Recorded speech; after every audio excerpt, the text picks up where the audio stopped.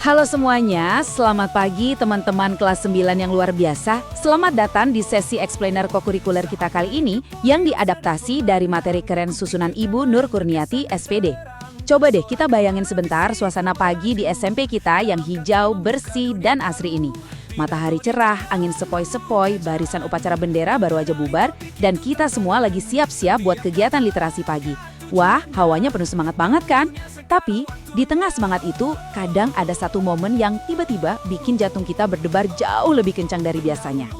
Pernah nggak sih kamu ngerasa tiba-tiba telapak tangan keringetan, suara gemetar, atau malah ngeblank total pas nama kamu dipanggil ke depan kelas? Kalau iya, tenang aja, kamu sama sekali nggak sendirian. Berdasarkan literatur yang kita kaji, ketakutan ngomong di depan umum ini emang wajar banget. Bahkan ada istilah ilmiahnya loh, yaitu glossophobia. Banyak banget orang yang ngalamin ini. Tapi, yang terpenting untuk kita sadari adalah, public speaking itu bukan sesuatu buat dihindari.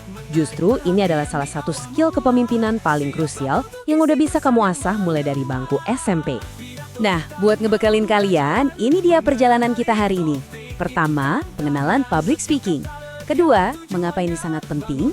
Ketiga, santun dan selalu menginspirasi. Keempat, teknik dasar berbicara hebat. Kelima, cara mengatasi rasa gugup. Dan yang keenam, panggung aksi dan refleksi. Oke, kita langsung masuk ke bagian pertama. Pengenalan public speaking. Jadi, apa sih sebenarnya yang terlintas di kepala kamu pas dengar kata public speaking? Coba bayangin seorang kandidat ketua OSIS yang lagi berdiri tegak di lapangan, natap teman-temannya dengan hangat, dan nyampein visi misinya dengan suara yang mantap. Keren kan? Nah, berdasarkan modul dari Universitas Pancasila dan Kementerian Agama, public speaking itu pada dasarnya adalah kemampuan berbicara di depan banyak orang untuk menyampaikan informasi, gagasan, pendapat, atau ajakan dengan jelas dan pastinya percaya diri. Poin pentingnya di sini, ini tuh bukan bakat bawaan lahir. Sama kayak main gitar atau basket, public speaking adalah skill komunikasi yang bisa banget dipelajari dan dilatih sama siapa aja. Dan keberanian ini benar-benar diuji di dunia nyata loh. Bayangin aja pas calon ketua OSIS tadi ngomong lantang. Selamat pagi teman-teman. Jika saya terpilih menjadi ketua OSIS, saya akan meningkatkan kegiatan literasi dan program Jumat bersih.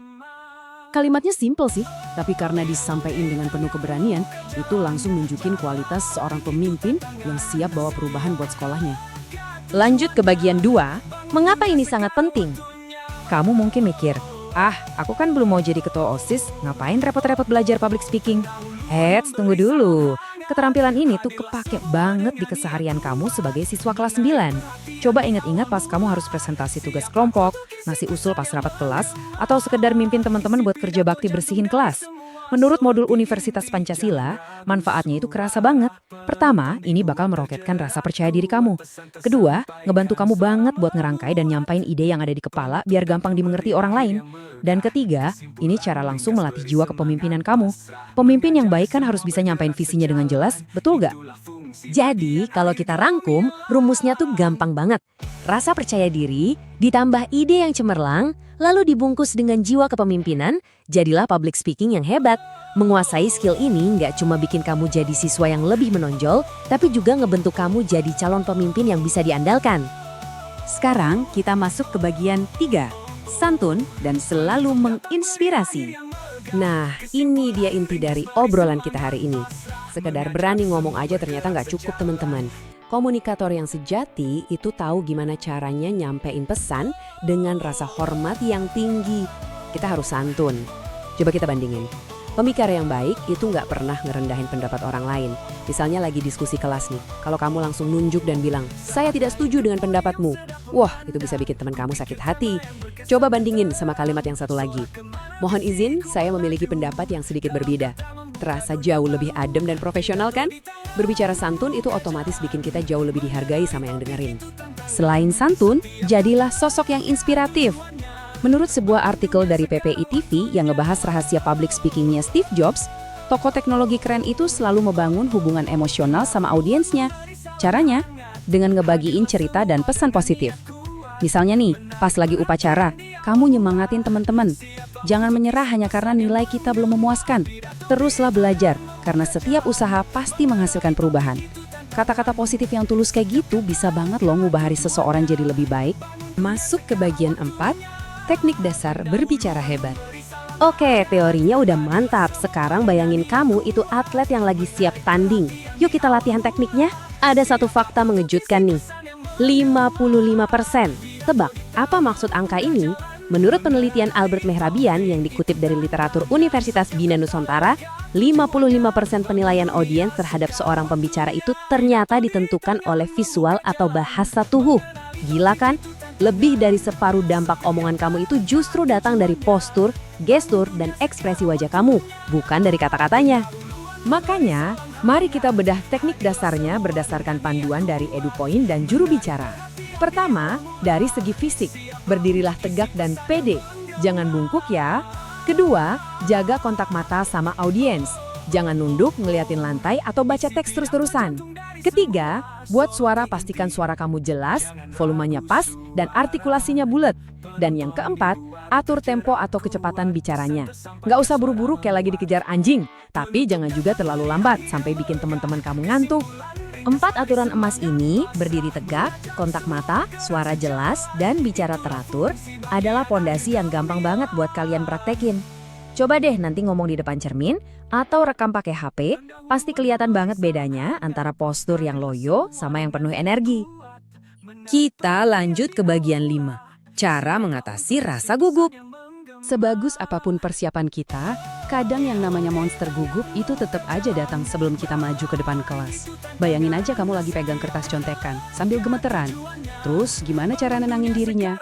Nah, dari mode Universitas di Kubang, ada satu senjata rahasia yang praktis banget. Teknik pernapasan 478. Gini caranya, ikutin ya. Tarik napas dalam-dalam lewat hidung pelan-pelan selama 4 detik, tahan napasnya selama 7 detik, terus embusin pelan-pelan lewat mulut selama 8 detik.